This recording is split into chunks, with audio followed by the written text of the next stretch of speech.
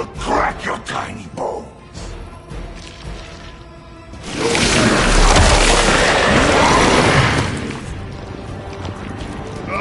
Reminds me of the stadium.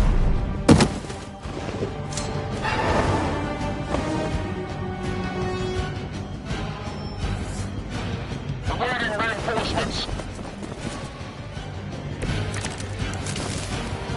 My respect for Spider-Man grows every time I am forced to look into this creature's drooling maw. Your time has come.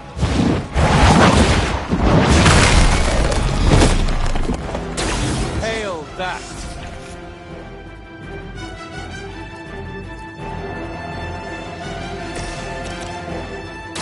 Prepare!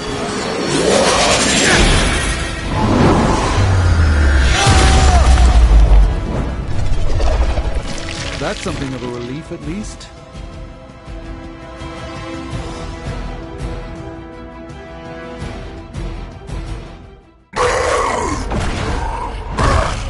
No escape from me, demons! Hold up! We don't know what we're dealing with yet!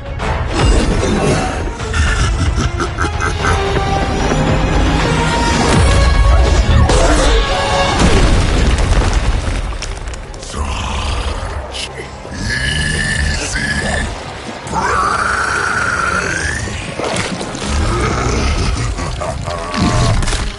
What? Hey, big guy!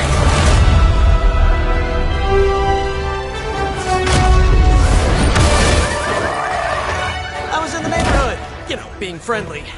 Seemed like you folks could use a hand, Doc. Spider-Man! Jeez, Eddie, what happened to you? That's sort of a horrifyingly terrible new look. The tongue was gross enough, but whoa! Someone is extra touchy today. We will rip your face off and suck the marrow from your bones! Always nice to see you too, buddy. So, I'm thinking your friends here could use a little break. How about I take Eddie here for his afternoon walk? Don't worry, Doc. That's just his way of saying he cares!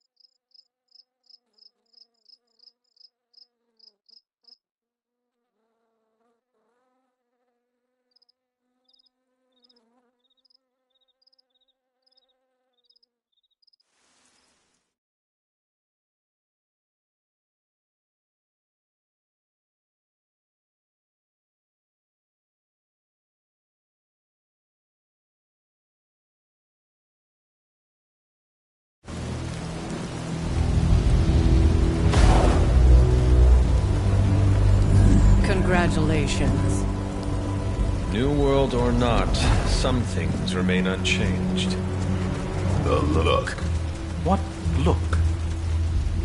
Boldly charging headfirst into the jaws of your enemy. Courageously risking the lives of yourself and your teammates. Just to play the hero.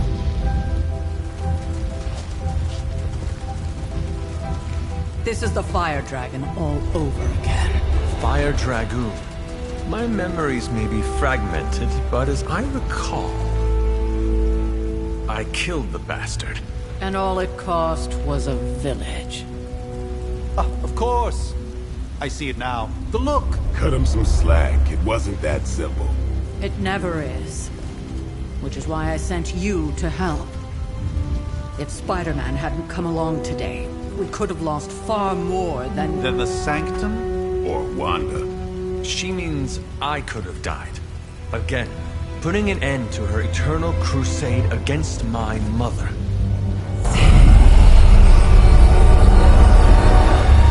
You've been through a lot. For now, it's enough that you all made it back in one piece. More or less.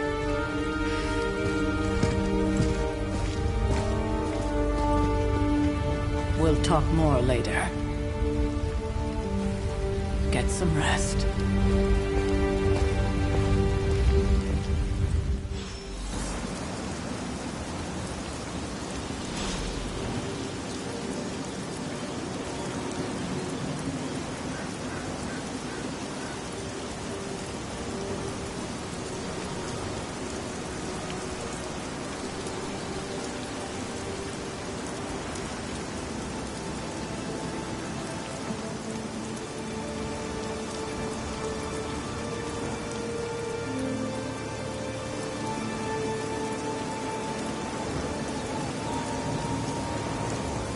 Not to be the nagging old lady, but I told you not to push too hard.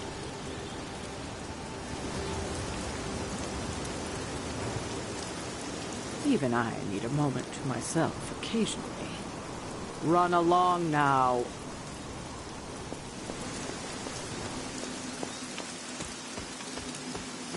That was a complete fiasco. And it would have been far worse. You did okay out there, considering you were technically dead 72 hours ago. Not the outcome I envisioned for our first mission together, but you know what they say. Hey, for what it's worth, I think you did okay out there. You got some decent hang time, even given you were wearing, what, 70, 80 pounds of chainmail?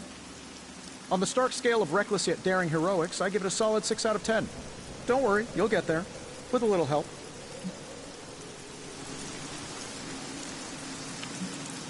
Your support is appreciated. Oh, no problem. Already got a few ideas cooking. You're not allergic to mimetic poly... You know what?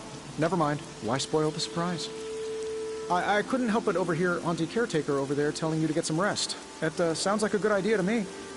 I suppose I could keep you company on the way, seeing as our rooms are in the same direction and all. Besides, no one should be forced to walk the hallways around here alone.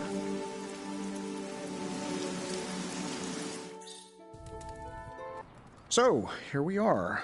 The old room, huh? It's not bad. Functional. Solid construction. Almost cozy. Love the antique furnishings from the early Mephisto collection. Full transparency, Hunter, there's another reason I asked to join you here, other than my abject terror of this entire facility. Stopped here before, while you were out. Wanted to surprise you with a nice little housewarming present. Was all set to write you a lovely welcome note, but I'm fairly certain that wasn't red ink in your quill.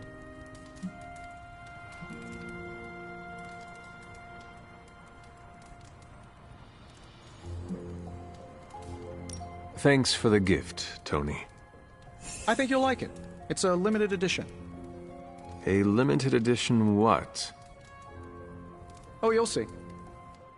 Well, I suppose I should leave before whatever monstrosity that is most definitely hiding under your bed jumps out, rips my face off, and then proceeds to feast on my soul. I'll leave you to it. May your sleep be filled with pleasant dreams, Tony. Right back at you. Oh, and if you hear the shrieking of a grown man, please ignore it. It's just me, walking to my room. Yes, one disaster averted. Hi, I'm Tony Stark. But if you're hearing this message, you already know that. When I'm not saving the world, I solve the world's problems with technological means, like the one you're holding. I call it the Spark, a secure information and communication device built only for superheroes. It does all the usual. Private messages, pictures, and calls for some reason. But it also comes with access to Superlink, a private social network exclusively for your cape-wearing, world-saving compatriots. You might ask, Tony, aren't you just repurposing a failed product from your communications division? If you do, I'll revoke access and let everyone else know you're a jerk. I call it the Wonder Man rule.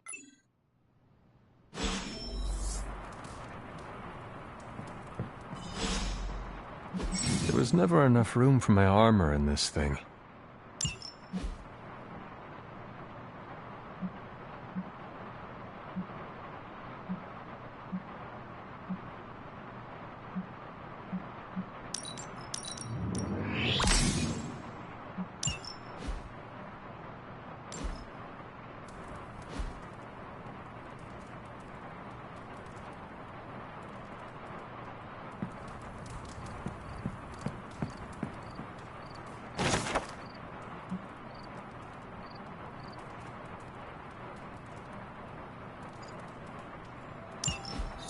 My old journal. Maybe it is time I start writing in it again.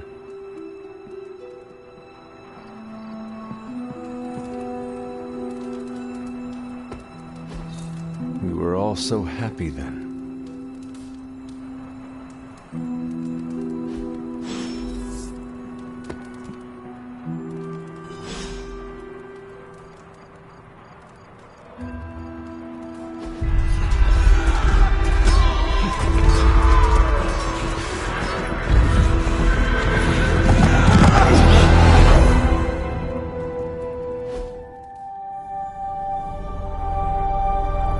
They're everywhere! We must go back! Where? The book! Is she reading from the book? Then we advance. No! Hold the line! I can stop her! Only I can stop her!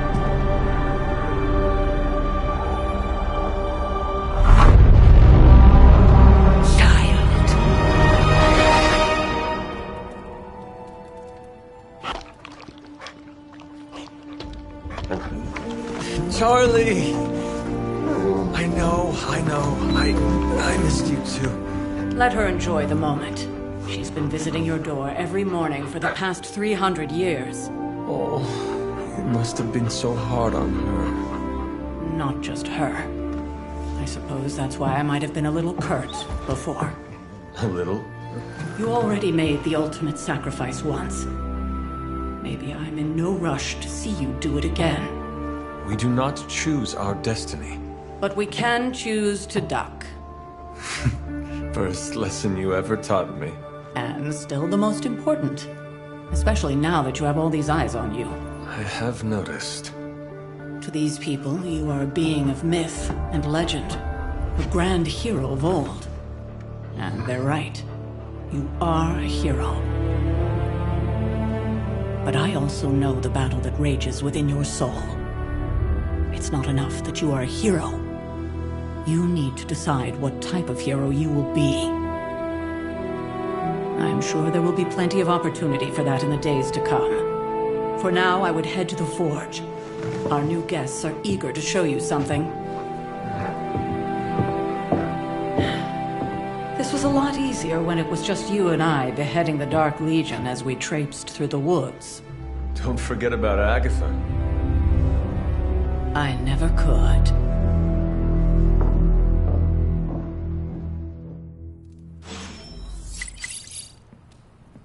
Charlie was restless all night. I should have known something was wrong. We'll talk more later, but for now, Stark has requested your presence in the forge. I think he has another present for you.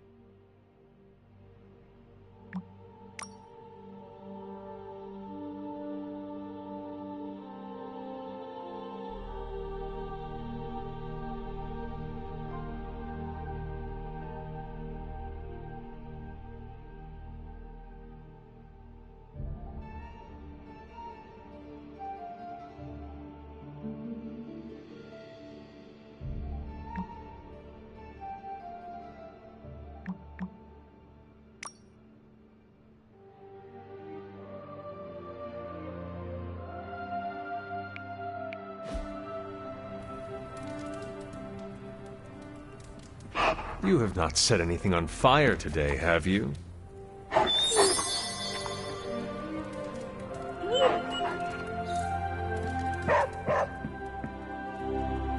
Next thing I know, the sanctum is airborne and covered in slime. I'm not sure we've ever had so many eager new recruits come along in such a short time. We must be doing something right.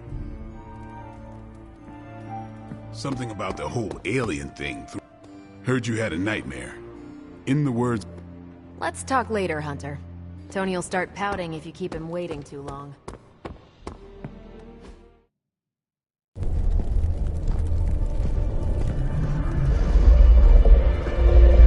Now? Think you can tell your friend inside there to turn it up a few hundred Kelvin? I could. However, it might shatter the containment spell preventing him from incinerating this facility. I think we're good. And just in time. The Forge has certainly changed. Right. Caretaker said this all happened after your siesta.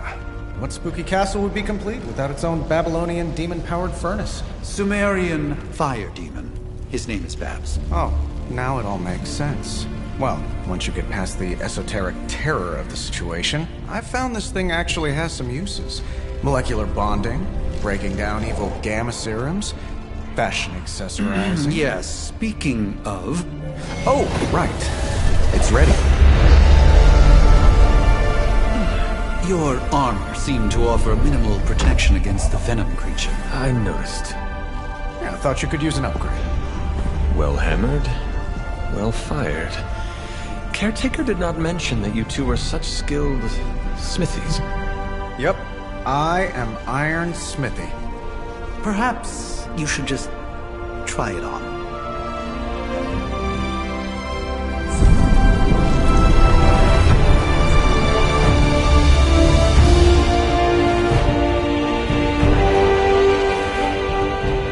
Still think it could have used a cloak.